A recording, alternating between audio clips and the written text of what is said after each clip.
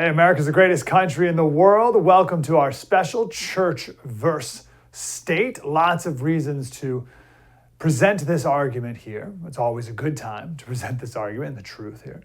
But the news recently, Louisiana, the first state to mandate that the Ten Commandments be placed in every school classroom.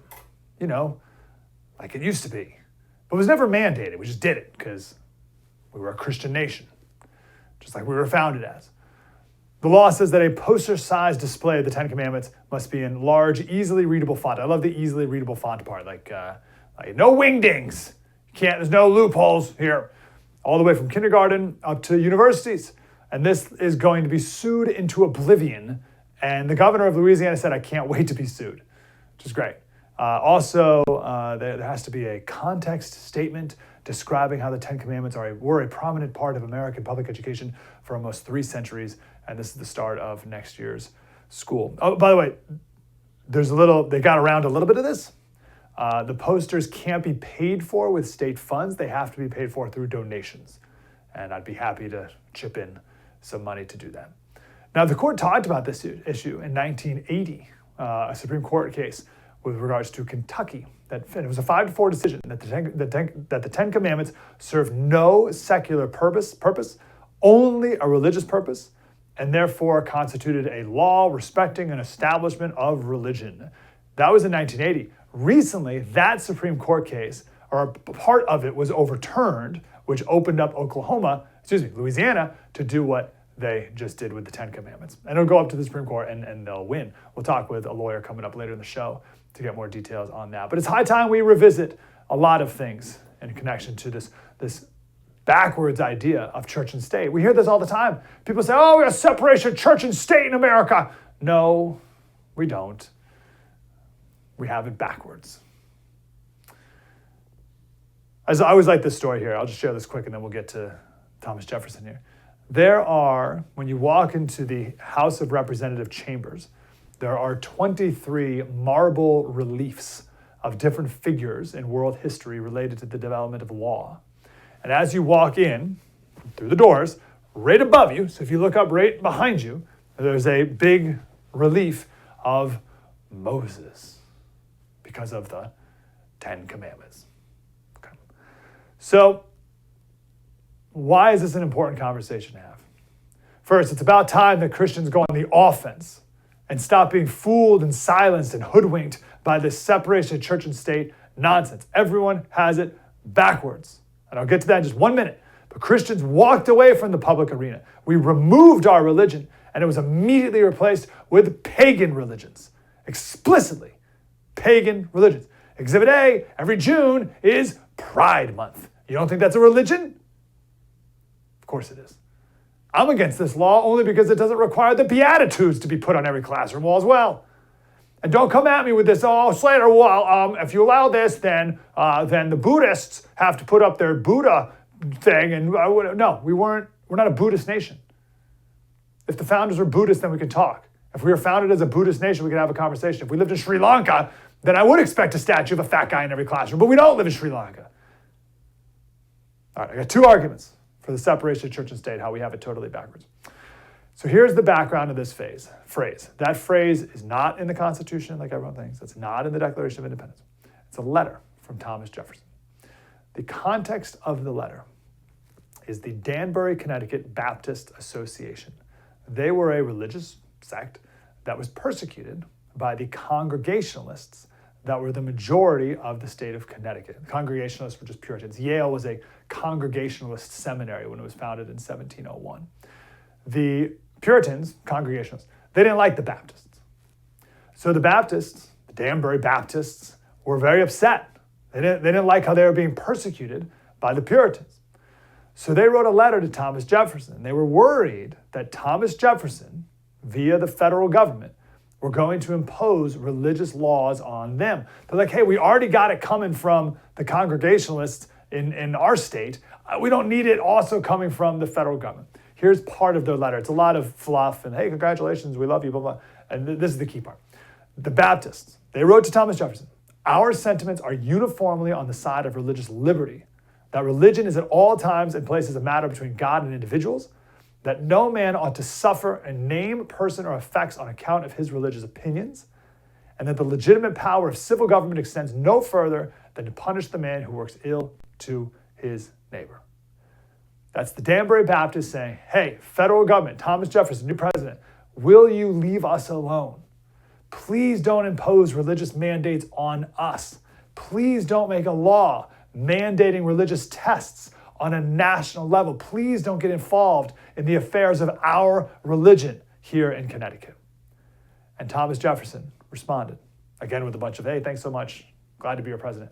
And he said this, believing with you that religion is a matter which lies solely between man and his God, that he owes account to none other for his faith of worship, that the legitimate powers of government reach actions only and not opinions. I contemplate with sovereign reverence that act of the whole American people which declare that their legislature should, quote, make no law respecting an establishment of religion or prohibiting the free exercise thereof. That's the Constitution, First Amendment, thus building a wall of separation between church and state.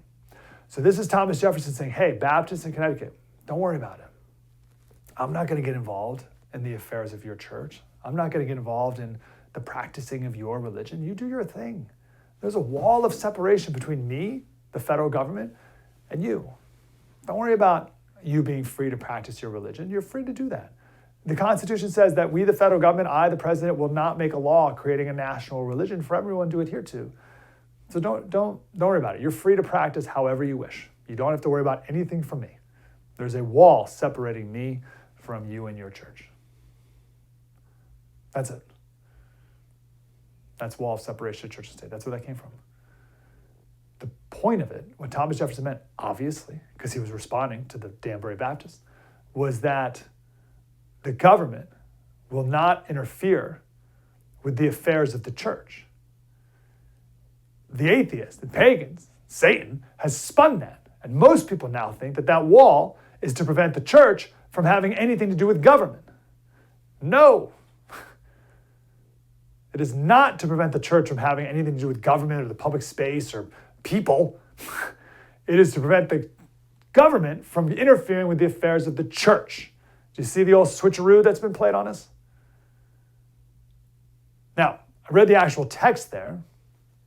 Maybe that's not enough evidence for you. Okay, this is a slam dunk. This is irrefutable. Almost every colony / state had their own official religion. So the issue wasn't whether or not we should have state religions or official religions. It was, should the federal government have a religion for the entire country? Because the Anglicans in Virginia, that was their official religion in Virginia, they didn't want the Puritans in Massachusetts to mandate that that every state be an Anglican state. You with me? Does that make sense? So every state, almost every state had their official religion already. So why would those same founders who founded their states and have state religions believe in a separation of church and state? It doesn't make any sense. Here's the Delaware State Constitution in 1776, okay? Same time, 1776, same people, same founders that we're supposed to believe are separate. They believe in a separate church state. All right, here's Article 22 of the Delaware State Constitution. It says, every person who shall be chosen as a member of either house or appointed any office of trust shall take the following oath. I, insert your name, do profess faith in God the Father and in Jesus Christ, his only Son, and in the Holy Ghost, one God, blessed forevermore. And I do acknowledge the Holy Scriptures of the Old Testament and the New Testament to be given by divine inspiration. So the same people from Delaware there that we're supposed to believe, they believed in no religion in government and separation of church and state. They also passed that constitution for their own state, that you have to profess faith in Jesus Christ, our Lord and Savior. How about this, South Carolina, their state constitution, 1778. It says that you have to vow that there is one eternal God and a future state of rewards and punishment, so there's heaven and hell, that God is publicly to be worshipped, that the Christian religion is the true religion, that the Holy Scriptures of the Old and New Testament are of divine inspiration and are the rule of faith and practice, and that it is lawful and the duty of every man, being thereunto called by those that govern, to bear witness to this truth. That's the Constitution of South Carolina. And again, we're supposed to believe that those very same people are like, oh, no, separation of church and state. What are you talking about? That doesn't make any sense. In Pennsylvania, atheists will also quote this line in the Pennsylvania State Constitution that says, no further or other religious test shall ever be required to be in office. But they conveniently leave out the sentence before it. It says, each representative, before they proceed to business, shall take the following oath. I do believe in one God, the creator and governor of the universe, the rewarder of the good and the punisher of the wicked. And I do acknowledge the scriptures of the Old and New Testament to be given by divine inspiration. You with me? So knock it off with this, I don't know, are we a Christian nation or not? So, no, of course, we're a 1,000,000% we're a Christian nation. We're founded as one. We've lost our way, obviously. Now we're under God's judgment now because of it. Now here are some opinions you can't have, and then we'll get to our wonderful guest. Michael Knowles will be first.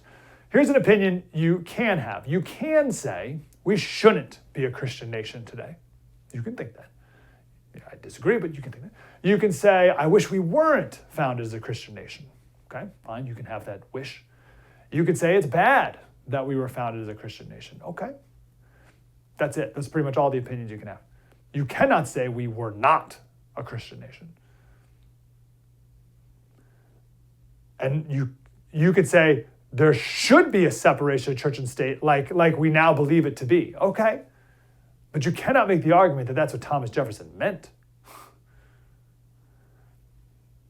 Now I would also say, and I'll leave you with this, if we're not a Christian nation, what are we? And you can't say nothing. Got to pick something. Got to pick one. Because if you don't pick one, the pagans will. Dare I say, the pagans have.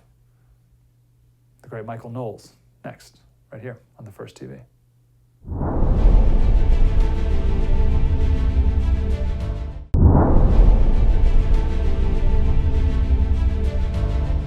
Hey, welcome back to our special Church v. State. Want to go right to the great Michael Knowles, host of the Michael Knowles Show on the Daily Wire. Michael, how you doing, brother? I'm doing very well. Thank you for having me. I got to tell you, this special here is mostly inspired by your debate that I watched the other day with Alex O'Connor. Tell us about this cat. And it was a 90-minute conversation. It's called, Is America a Christian Nation? So obviously, wonderful topic, important topic. Who's Alex O'Connor? And tell us your big takeaway from this conversation. Alex O'Connor is a prominent liberal on YouTube, pretty educated, posh, and articulate chap. He's from, the old motherland across the sea. And so we needed a translator, obviously, to get between his broken English and my proper American English. But I met him in an odd way, which is that I met him when I was asked to host a short little special on the traditional Latin Mass. You don't usually meet atheists when you're doing films about the Latin Mass, but he came in. He's a pretty open-minded guy, and so unlike some of the prominent atheists that have cropped up in recent decades, he seems at least relatively knowledgeable about faith and about Christianity in particular, and open to discussing in a spirit not merely of trying to land singers, but actually ascertain some aspect of truth. So, those are all the nice things I'll ever say about him, and then I can go back to dunking on his crazy views. But it was quite enjoyable to sit down with him because, it's a rare debate these days where your opponent is actually listening to what you have to say. Yeah, and that definitely comes across throughout the whole 90 minutes. Was there any argument that he made? Again, the question was, is America a Christian nation? And I think it was more like, was America founded as a Christian nation? It was less of an assessment of what we are right now, because who knows what pagan religion we are now. But was there any argument he brought up that you've never thought of or that you thought was interesting? No, not in particular, but I was glad we had the opportunity to hash it out. And in part, this is really two reasons. One, I wrote a book called Speechless, Controlling Words, Controlling Minds. It was about how norms and standards and taboos have changed throughout the course of American history. So, I've focused on this pretty intensely, the degree to which America is a Christian country, what it means for America to be a Christian country, where secularism comes from, why people mistakenly today believe we have a firm separation of church and state and a secular or liberal nation. And so I've just spent a lot of time professionally working on this. So he didn't present any arguments that I hadn't heard before. But the other reason that I had considered his point of view is, one, I was an atheist for 10 years. I was never a liberal, but I was a libertarian. So, about halfway there. But three, because I mentioned the Latin Mass earlier, because I'm a mackerel-snapping papist of the old Catholic religion, I think I have a little bit of a remove and even perhaps a more indifferent perspective on the place of religion in America, because America was not founded exactly to be a Catholic country. So, that just gives you a little bit of remove, I guess, from some of the sectarian battles that took place in the early country. Some of my ancestors came over on the Mayflower. They were extraordinarily zealous Calvinist separatists from the Church of England, and they all kind of fought among each other. And, you see this throughout the early colonies. And then as the American Revolution came about, you see the rise of Enlightenment deism and a little bit more of, shall we say, liberal religion, but nothing like the modern left would have you believe. And these men, who founded our country were heterodox in many ways from the perspective of Christianity, and yet they understood something that their modern counterparts don't, which is that without a Christian morality, to use John Adams's phrase, without the religion, the Christian religion of our forebears, to use the phrase of John Jay, you could go on down a litany of founding fathers and framers of the Constitution. Without that, the country would not be able to sustain itself. There's that famous line from Benjamin Franklin, who says after the Constitutional Convention, "We've given you a republic if you can keep it."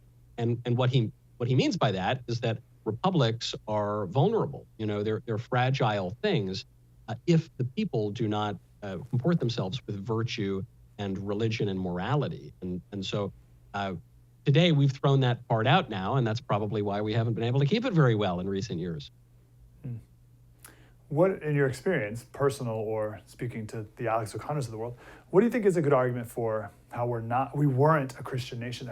I find this question to be one of the most obvious questions. I should say I don't know a good counter to it, and that frustrates me a bit, that we're still having this debate when it's so obvious that we were. Like, if nothing else, we weren't a Muslim nation.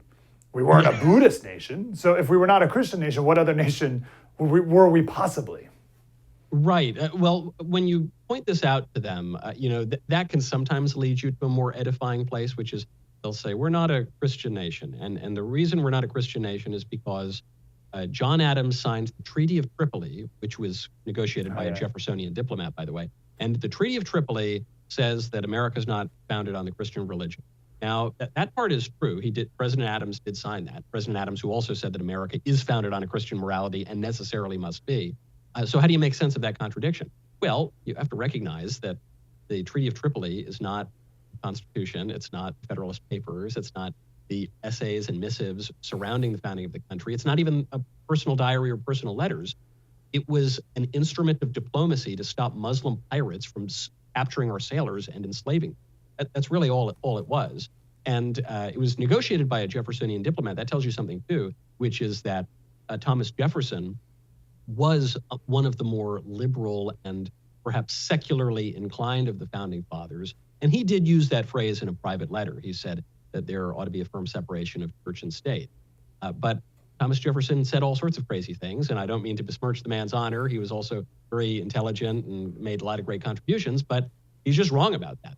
There simply is not in our Constitution or in our founding statutes any separation of church and state. And so then the proof of that is just in American history. At the time of the ratification of the Constitution, there were established churches in multiple states.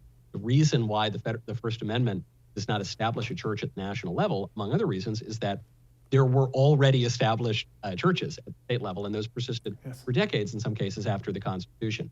Obviously, the Mayflower, was filled with pilgrims who were rather religiously zealous. You see this in the early colonial statutes that would punish all sorts of crimes from a directly religious lens. And to that point, we've had blasphemy laws on the books in America for all of American history. We still have some blasphemy laws on the books, and they were enforced until somewhat recently. And then this ties in with other aspects of the law. We still, in principle, could punish obscenity. Why do we punish obscenity? Do we do it on the grounds of some kind of secular, liberal, or libertarian enlightenment view? No, we do it because it's wrong, and obscene things are contrary to human flourishing and contrary to the laws that are given to us in part by revelation and from God.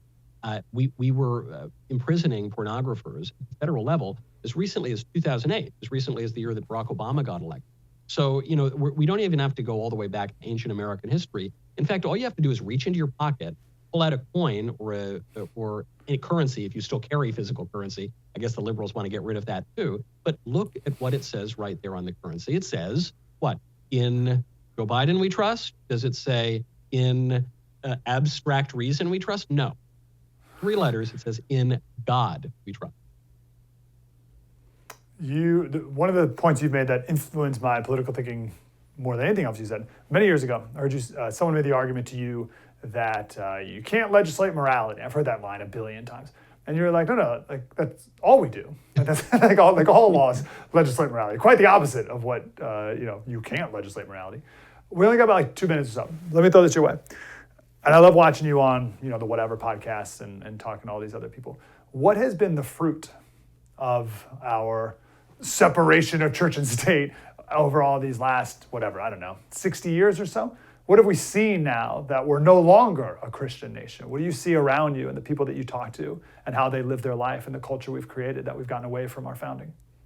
Well, you see that as we have attempted to supplant the Christian religion that the country is founded upon, we have replaced it with an anti-religion. And we see this religion through rituals, through a new liturgical calendar, through new forms of sacrament. You've just left the month of Pride. Christians call it the month of the Sacred Heart of Jesus, but liberals call it the month of Pride. Pride being the queen of all vice, and as my colleague Andrew Clavin says, the vice of all queens now, and the deadliest of the 7 deadly sins. We have that liturgical calendar. We have these new rituals, and we do have the new sacraments. In Christianity, we see baptism as a real sacrament, God acting on us, give us a new birth, a man to be born again. Well, the liberals have that too. This is the one expression of this is the transgender transition, which is referred to as a new kind of life, a ritual suicide, I guess you'd say. The old self is then referred to as a dead name. And you have this new self that apparently is disconnected from that. So you can't avoid sacrament. You can't avoid sacrament because human beings, unlike any other creature, are body and soul together. We've got 1 foot in the spirit world. We got 1 foot in the world of the beasts and the lower animals. And so we recognize that there is a distinction between these things. We have to touch the eternal. We're sensual creatures. We communicate through signs and symbols. That's why we have flag. We used to have an American flag. Now we have a pride flag. We used to venerate icons of our Lord. Now we venerate icons of, George Floyd or something like that. You can't escape morality because, as you just pointed out, the law is applied morality. That's where it comes from. And applied morality comes from broader morality, and that comes from an understanding of anthropology, human nature, comes from an understanding of epistemology, how we come to know things. It comes from an understanding of ontology, what being even is, what it even means to exist. And ultimately, the liberals are going to hate this, the secularists are going to hate this. That comes down to theology, which is what is the created world? What is, what is the highest good? What is the source and summit of all being? You can't avoid giving an answer to that. And if you give an unwitting answer, you're gonna live in the anti-religion that's caused so much harm to our country today. That's it. If you yourself don't think about these things and answer them yourselves, you'll let the culture answer them for you, and we know where the culture is right now. Michael Knowles, super grateful for you, man. I don't know if there's anyone out there who speaks outside of the bubble, outside of the choir more than you, and I'm super grateful you're doing it. Keep up the great work. No, thank you, Mike. I appreciate it. Great to talk to you. Do it again. Michael Knowles Show on the Daily Wire. Mike Slater, First TV. Spread the word.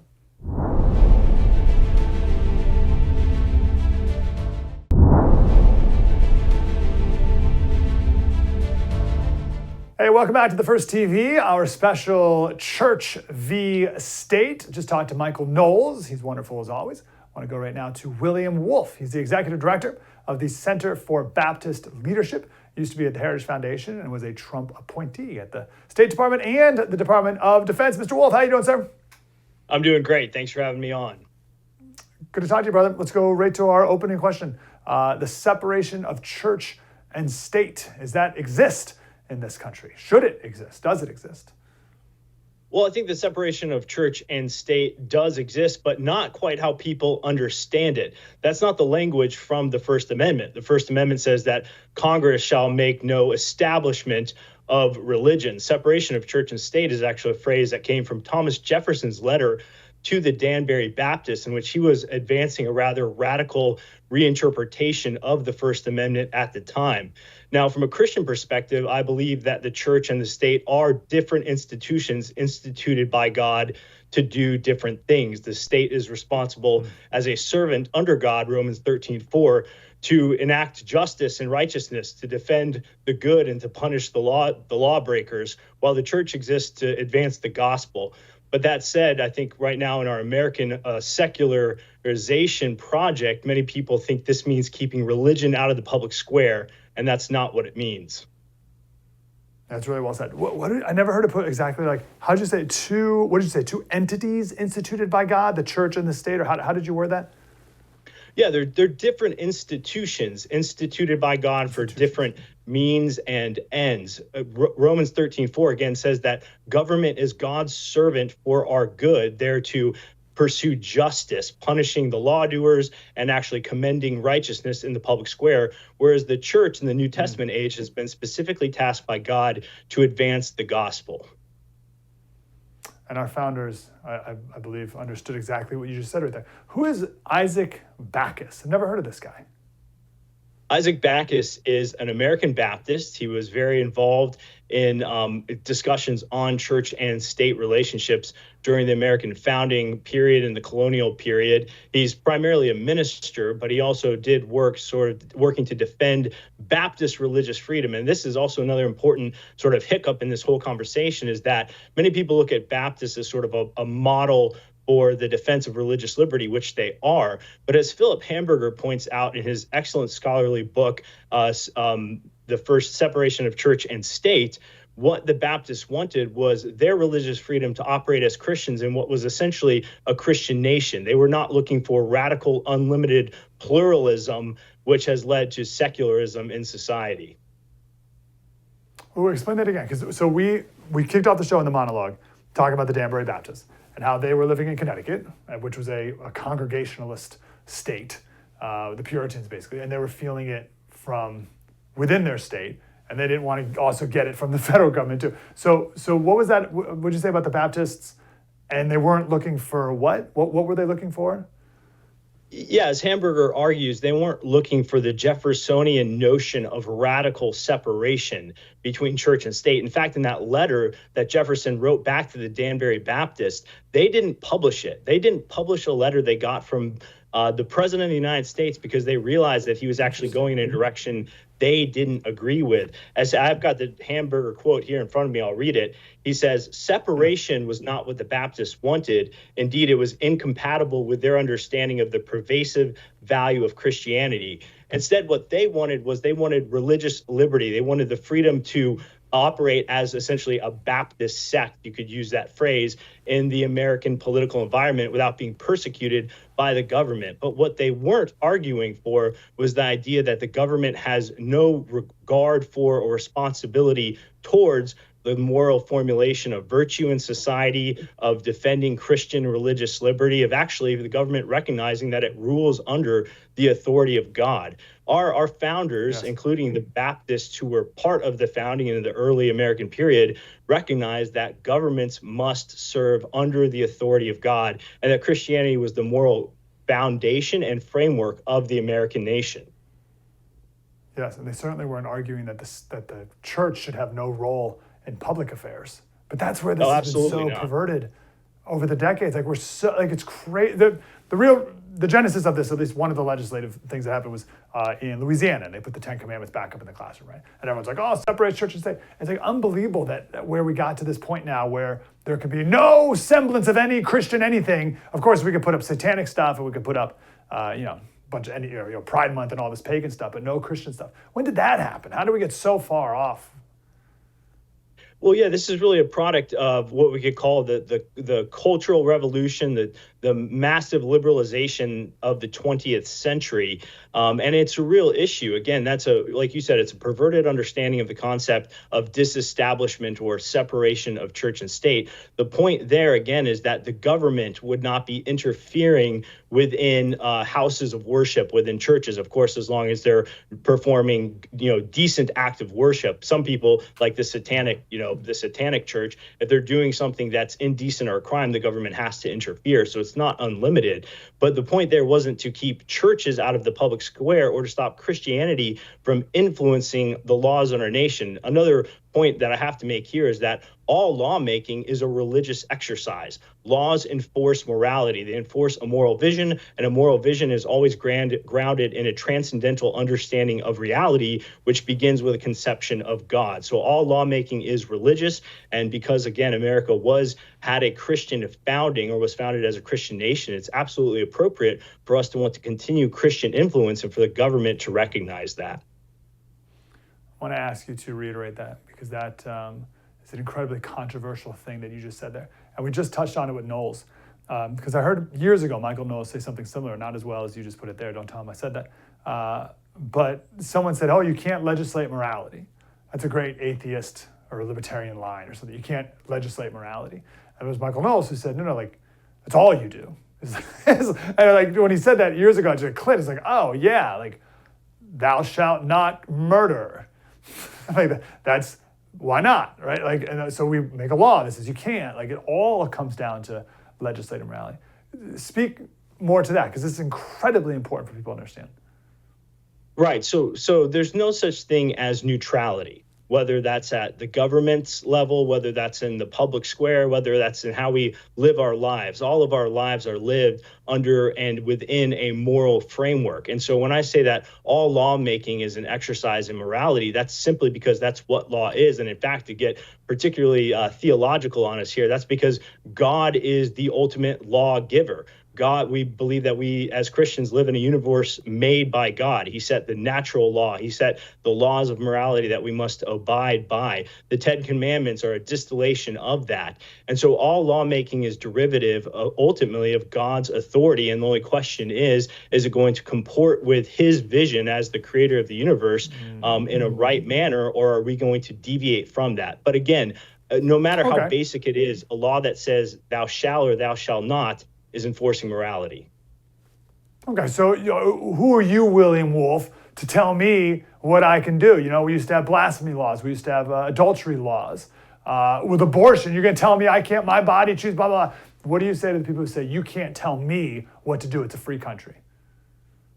Well, I do find it ironic that the people who say that the loudest are very active in trying to tell me what I can and cannot do as a Christian in this country, that I have to wear the gay pride pin or get fired from my workplace, or I have to celebrate sodomy during the month of June or become a social outcast. And again, it just shows that people understand that this is how society works. We get together and we pass laws that say you can do this or you can't do that. Essentially, the flip side of that coin, that argument ultimately devolves to anarchy. If nobody can tell anybody what to do, we're just going to live in an anarchist government or lack thereof.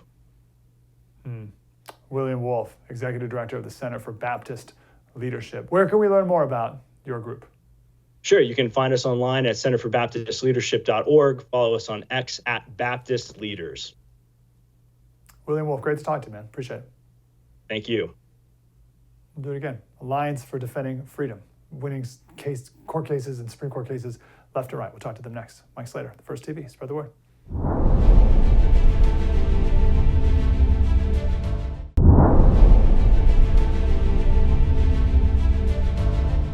Hey, welcome back to our special here on The First TV, Church versus State, giving the whole overview, starting from the very beginning of separation of church and state, so we cannot let anyone get away with this argument anymore. Latham Watts is here. He's the Vice President of Public Affairs at the wonderful, the group that just keeps winning, Alliance Defending Freedom. Latham, how you doing, man? I'm good. Thanks for having me. Great to talk to you. There's a lot of things that really caused this special, but one in particular was Louisiana voting to mandate the 10 Commandments on every classroom in every school, from kindergarten all the way up to university. And obviously, people freak out, separation church and state. And they'll cite this 1980 Supreme Court case, 5-4 decision in Kentucky, that said you can't put the 10 Commandments up on the wall because it serves no secular purpose whatsoever, and indeed violates the First Amendment's establishment of a religion. Now, that was 20 or 44 years ago. So why is that still not the case? What happened that Louisiana and probably Oklahoma and other states think that they can get away with this now? Well, there was a case recently at the Supreme Court, Kennedy versus Bremerton, which people may have heard about. That's the football coach who wanted to take a knee in silent prayer at the 50-yard line after games and did so for 7 years without anybody having a problem. That case went to the Supreme Court, and in that opinion, they built upon previous cases where they had brought into question the Lemon test, which is what you were referring to before. The Lemon test from a case called Lemon versus Kurtzman established this very minute kind of three-part test to determine if the Establishment Clause had been violated. Judges and law professors love three-part tests. And to show how kind of convoluted that test had become, one of those three parts of the test is if the subject matter in question creates excessive government entanglement with religion. Now, if you can explain to me what government entanglement with religion is, I'm all ears. And once you figure that out, tell me how you identify excessive government entanglement with religion. It became this test that was just in the eye of the beholder when a judge was looking at subject matter in a case. So the court basically got rid of the Lemon test and returned to a more original understanding of the Establishment Clause, and has laid out in a couple of different cases that if the subject matter in question is a part of the history and tradition of the United States, it has a presumption of constitutionality. So specifically when it comes to the Ten Commandments, I mean, that is one of the oldest written moral codes in human history. So you can take the religious aspect of the Ten Commandments away from it. It is the moral foundation of law for cultures and civilizations for thousands of years. And simply having that in a classroom does not establish the official Church of the United States of America, which is what the Establishment Clause was written to do. There was not going to be an official state-sponsored church here. You're free to go to church wherever you want. You're free to freely exercise your religion. That's the next clause in the First Amendment. And so you can teach those commandments or just simply have them in a classroom as a moral foundation for society without proselytizing in the classroom. You're not trying to convert anyone to Judaism or Christianity or any other religion. And so it, under the newest decisions, is perfectly permissible. Okay. What if the Buddhists get together now, or the Muslims get together and say, all right, we're up here in Michigan. We want some Quran put up on the walls now. And that's no problem there. What do you guys say to that? Well, going back to the Supreme Court, when it talks about the history and tradition of the United States, the Judeo-Christian ethics are a foundation of Western civilization to the extent that Islam or Buddhism can't really claim that same historical context and foundation to the American Constitution and fundamental principles by which we're governed. Now, you could very easily in a public school have a class on comparative religion discussing the basic tenets of the major world religions and absolutely teach about Islam, Buddhism, Hinduism, Christianity, Judaism, all of those things. But when it comes to the founding principles of our country, Judeo-Christian principles have a unique position in this country. If you read the Federalist Papers, when the founders are writing to the American people to explain this new Constitution and why they should adopt it, the Bible is the most cited text in the Federalist Papers, and it's not even close. And so there's no other religion that can sort of claim that influence on American history and on Western civilization. And so, again, you're not teaching it in a way of converting people to a religion. You're not proselytizing, but you cannot teach the history of this country or Western civilization without discussing the influence of the Judeo-Christian religions. So, of course, I obviously agree with you here, but I would just want devil's advocate. So what if the Muslims come in and say, we want the Quran up there, and you say everything you just said? And they'll say, well, so what? Because Islam wasn't a part of our founding, therefore we can never now wedge our way into American government, public life in that official capacity anymore? We're boxed out now forever because the founders didn't quote the Quran? Well, people are free in this country to worship and exercise their religion. That's the free exercise clause right after the Establishment Clause. The question about 10 Commandments in a classroom or a monument that includes a religious symbol is whether or not you're establishing a religion. And simply having a 10 Commandments monument, like at state capitals, many state capitals have them, because it is a monument to remind lawmakers of the moral foundation of law. And it's one of the, as I said before, one of the oldest written codes in human history. So there are differences when it comes to influence on our history and our constitutional principles, but that doesn't mean that people can't live according to their deepest held beliefs. I mean, Jefferson referred to religious liberty as the right of conscience. And so, which is why it's important, even for people who don't have a religious background or a faith tradition, to support freedom of religion, because for them, they still likely have a set of ideas they want to live their life by. And freedom of conscience, if you treat free exercise of religion that way, protects them as well. Got about 1 minute here. Why does all this matter? Why do you work for Alliance Defending Freedom? Why do you guys focus on these First Amendment freedom of religion cases? Why does it matter that we were founded as a Christian nation? What effect should that have on us today? Well, if you go back and you read not just the founding documents, the Declaration, the Constitution, the Federalist Papers, but you read even the correspondence back and forth between the men who founded this country, you will find that they had a deep understanding of the relationship between freedom and morality, that those two things are inextricably linked, that people have to be good enough to be free, that human history shows you that if people are just free but not good, and everyone is just doing what's right in the sight of his own eyes, the strong will oppress the weak. And so the reason we do this, religious liberty cases, free speech cases, we say a lot of times our mission is to advance the God-given right to live and speak the truth. It's because we're trying to preserve and protect the proper role of religion in a free civil society. And at its essence, that is to restrain the fallen nature of man. You can't write enough laws to make people good. That's the role of religion in a free society. And again, we're not going to have an official state church. That's the Establishment Clause. But you are going to be free to exercise your religion. And when people put their faith into practice, they make life better for everyone.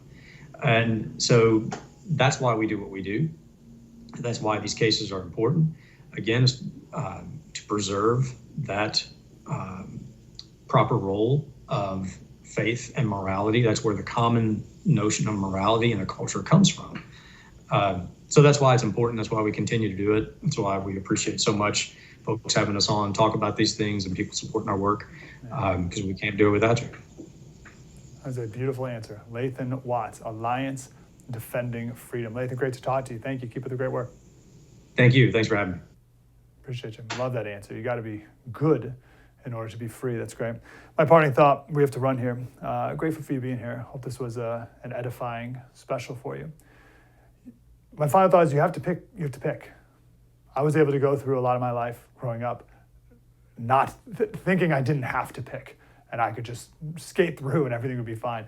We don't live in those times anymore. You have to pick a side. And if you don't pick a side, you're picking a side. And the pagans will run the show, as they have been. We've lived the last couple decades now with a lot of people just being, I don't want to offend anyone. I got my thing. I don't want to offend. Like, no. Stand up for something. Don't live a coward's life. Mike Slater, The First TV. Spread the word.